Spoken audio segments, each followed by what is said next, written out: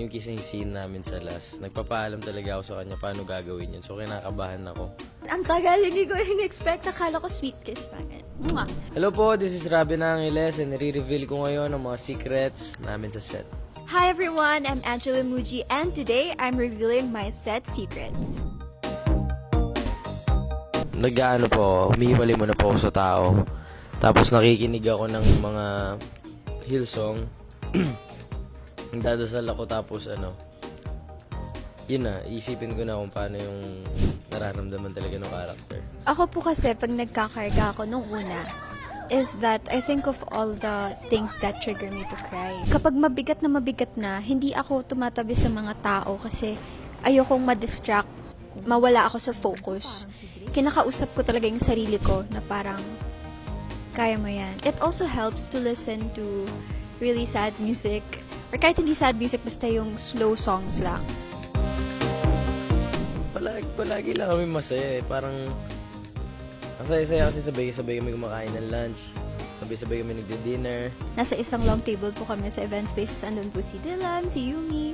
Tapos parang nag-aasaran po kami na, andun din po si Rapid of course. And then, nag-aasaran kami na, uy, patingin ang video mo na kumakanta. Ay, hindi. Ganyan. Tapos, nag-aasaran lang po kami. Tapos, kumasaya po kaming kumakain nang nagsasalo-salo. Oy, ending na yung favorite ko eh.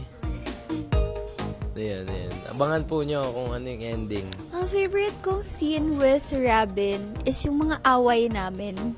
Kasi kapag nag-aaway kami, madali siya for me gawin. Kasi nakaka-relate ako kay Alice. And kapag pinapanood ko si Alice, ako yung naiinis for her. Siya kasi hindi siya masyadong nagagalit eh. She's so in love. Kaya kapag may time na magagalit ka kay Drake, talagang sinusulit ko. Ito lang yung time na galit ako sa'yo. So, magagalit ako, sulitin ko, sisigaw ako. Ganon. Lagi kasi siya, huhu, Drake. Ganon. Yeah. I love you, Alice. Pinakamaraming takes po for me, I think yung sa damuhan scene. Ay, yung sa sa damuhan na scene. Nag-uusap po si Alice and si Drake. They confronted each other and gumawa sila ng deal na, iwasan mo si Trip, iwasan ko si Shira. Parang ganon. Kasi, umulan, tapos sobrang dami ng lines, nahihirapan ako, puro English. So, ang daming take. Ayan po. Si Direk, sobrang dami niyang baon palagi.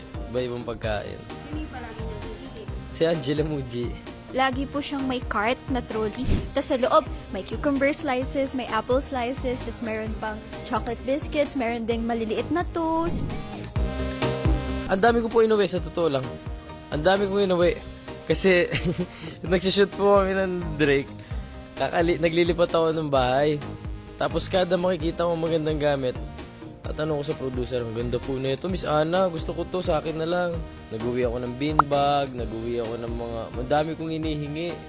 Bibigay naman nila sa akin. Ang dami ko po gustong iuwi na props sa set, katulad po ng mga pictures, ganyan. Pero wala po akong naiuwi. There was this time na nakahingi ako ng strawberry pillow, isa lang. Tapos, nung nasa van kami, ang sabi, ipapadala na lang sa house, kasi hindi ko na siya nakuha. Siguro po yung ending scene namin. Yung kissing scene namin sa last. Nagpapaalam talaga ako sa kanya paano gagawin yun. So, kinakabahan ako. Ang tagal, hindi ko in-expect. Akala ko sweet kiss na yan. Mwah! Hindi ko alam kung paano ko ipapaalam sa kanya, kung paano ko siya kakausapin, kung paano namin gagawin yung kiss. Kasi sa amin na inano ni Direk, kayo na yan. Ang daming shots eh. Tapos, parang after nun, my lips felt really raw. Parang tanggal lahat ng lipstick ko.